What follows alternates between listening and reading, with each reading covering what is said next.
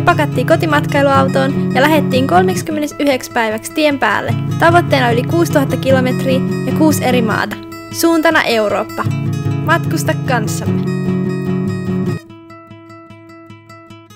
Nyt me ollaan taas täällä tien päällä.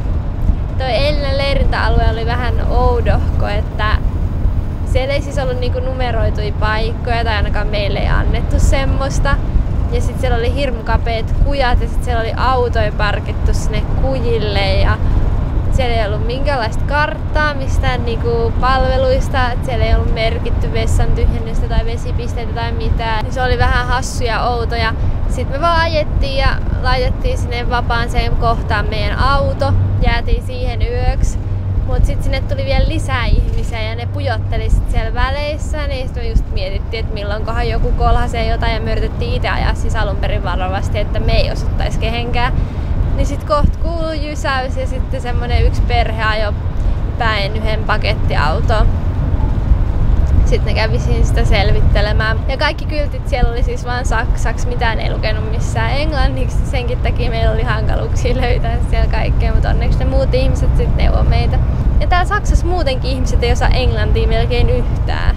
Musta on niin jännä, että ne ei osaa niinku edes jotain perussanoja.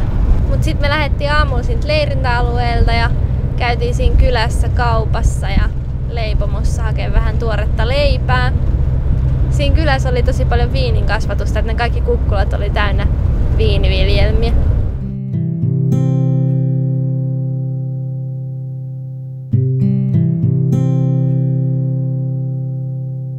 Saksassa tarvii siis autoihin semmoisen ympäristötarran, mutta me ei olla vielä tässäkään vaiheessa ostettu sitä. Kun me ei tiedä, että mistä se olisi helpoin ostaa, kun ohjeissa neuvotaan, että sen saa katsastuspisteistä ja autokorjaamoista ja niin edelleen. Sen tarvii siis ympäristövyöhykkeelle ajaessa ja me liikutaan kyllä oikeastaan vaan noilla isoilla teillä. Netissä on vähän huonosti ilmoitettu ne vyöhykkeet, mutta ainakaan Hampurissa ei ollut sitä. Niin me nyt katsotaan, että pitääkö meidän hankkia se vai pärjätäänkö me sit ilman. Mutta olisi ehkä kannattanut hankkia se ihan jo Suomesta käsin ennen matkaa. Meitä vähän harmittaa, kun meillä oli tänne Schwarzwaldin kansallispuistoon ja Black Forestiin aika kovat odotukset, mutta tää onkin vissiin niinku aika tämmönen perusmetsä. Me nyt ajeltiin tänne campingiin, mihin me ajateltiinkin, mutta tää ei ollut oikein semmonen kuin me odotettiin ja täällä on kaikki vähän oudosti. Wifi maksaa 14 € ja muutenkin tästä piti mennä niin traileihin sinne Black Forestiin, mutta niitäkin on tässä tosi huonosti. Et meistä tuntuu, että meidän tulevissa kohteissa on ehkä vähän mielenkiintoisimpia maisemia. Ei me jäädä tänne, me jatketaan matkaa huomenna. Mutta tänään auton mittari näytti jotain yli 30 astetta. Ja oli taas tosi helteinen päivä, mutta nyt se lupaa sadetta tuleviksi päiviksi. Mutta katsotaan, jos me päästäisiin taas sitä sadetta pakoon, kun me mennään alemmas sitten taas jo. No me nyt startattiin auto tuolta leirintäalueelta heti tälleen aamulla aikaisin ja nyt ollaan ajelemassa kohti Sveitsiä. Me huristellaan täältä nyt tonne isommalle tielle ja sen jälkeen sit saatetaan koukata semmoiseen yhteen apina- ja eläinpuisto juttuun, vähän samantyyliseen kuin se peurapuisto Tanskassa. Mutta täällä pikkuteillä täällä kylien välissä on ollut kyllä ihan kiva ajella, että täällä on tosi hienot maisemat, että on tommosia alppimaisia taloja ja ne on tosi hienoja ja sitten on välillä vähän kirkkoja ja tosi niinku kaunista seutua ja sitten näkyy noita kukkuloita tuolla ympärillä. Niin täällä on kyllä tosi kaunis ajella.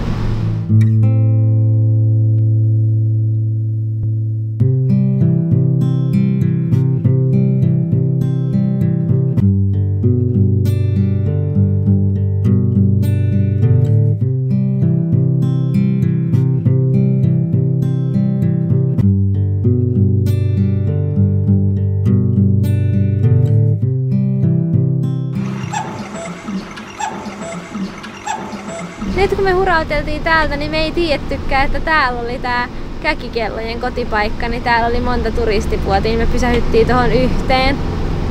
Siellä oli tosi hienoja käkikelloja, vaikka minkälaisia, eri kokoisia, eri värisiä. Ne oli tosi upeita, mutta oli myös hintavia. Siellä myymälässä oli lisäksi tosi söpöjä pehmoleluja. Siellä oli ihana majava ja sit villisikoja ja ne oli ihania. Mut meidän mukaan lähti nyt vaan tää alueen tarra tohon autoon. Ja sitten tämmönen avaimen peräkäkikellojuttu. Nyt me jatketaan matkaa.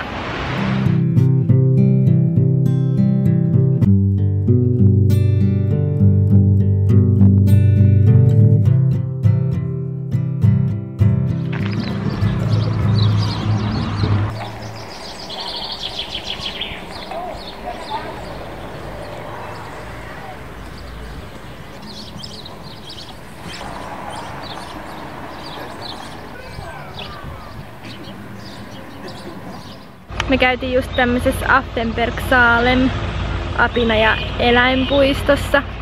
Tuolla oli ensin vähän niinku haikaroita, niitä oli tässä jo katoilla. Ne on hirmu tommosia hienoja ja ylväitä ja ne vaan on tossa katoilla.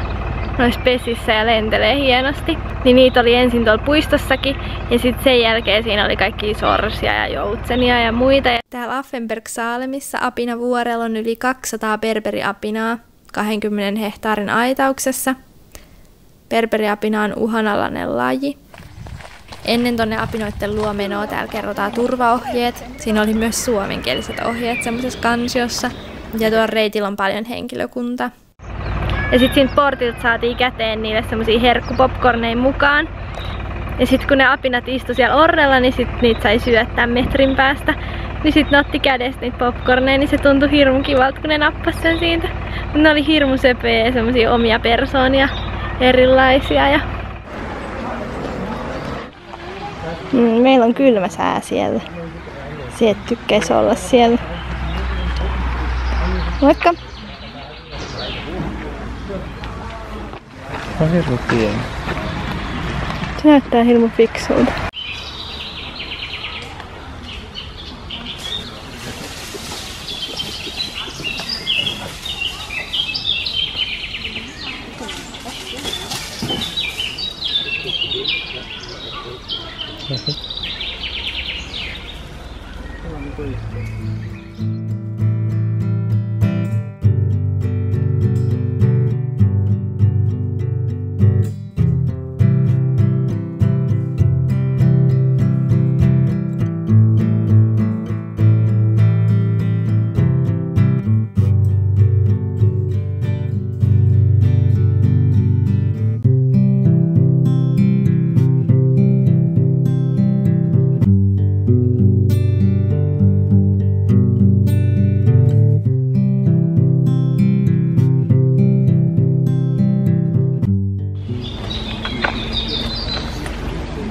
Eikö se ole masu vielä täynnä?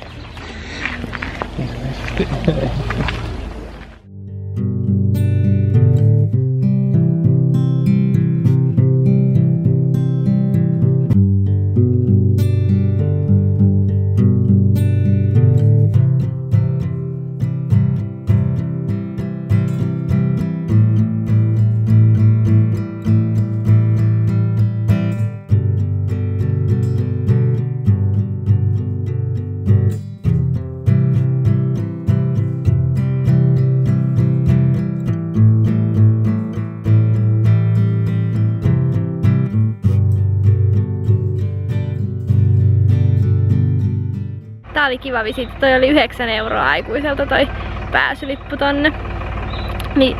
Ja tässä oli tosi hyvin parkkipaikka myös matkailuautoille, niin jos täällä päin liikutte, niin mun mielestä tää oli ihan kiva kohde. Ja tänään on ollut ihan hullu lämmin päivä, että täällä on ihan pötsysää. En tiedä paljon, mutta tosi kuuma ja aurinko vaan paistaa.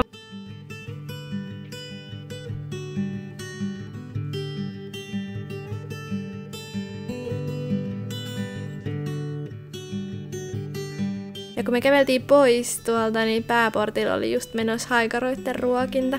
Ne juosi tolleen ringissä.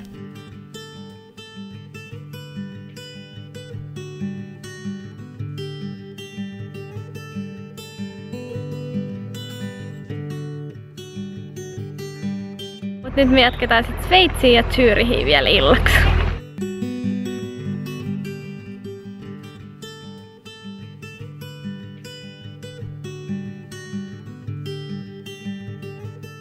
No nyt me ollaan Sveitsin puolella. Tuossa oli toi raja vaan ja sit siinä piti käydä ostamassa se tietarra, niin että saa sit ajaa täällä teillä. Siinä ei ollut yhtään hyvin parkkipaikkoja, niin me vähän ajeltiin hassusti, että me saatiin auto hetkeksi parkkiin, että me pystyttiin menemään ostamaan se tarra. Mutta onneksi me sit päästiin pienten kommellusten jälkeen sieltä parkkipaikalta poiskin ja takaisin ajamaan Sveitsin puolelle. Mut nyt toi tarra on tossa ikkunassa. Alle 3,5 tonnin autoille on vaan toi yksi tommonen tarra, joka on voimassa, oliko 14 kuukautta, niin toi oli 38 €. Niin me liimattiin se tohon ikkunaan ja nyt lähdettiin sitten ajelemaan kohti Zürichiä.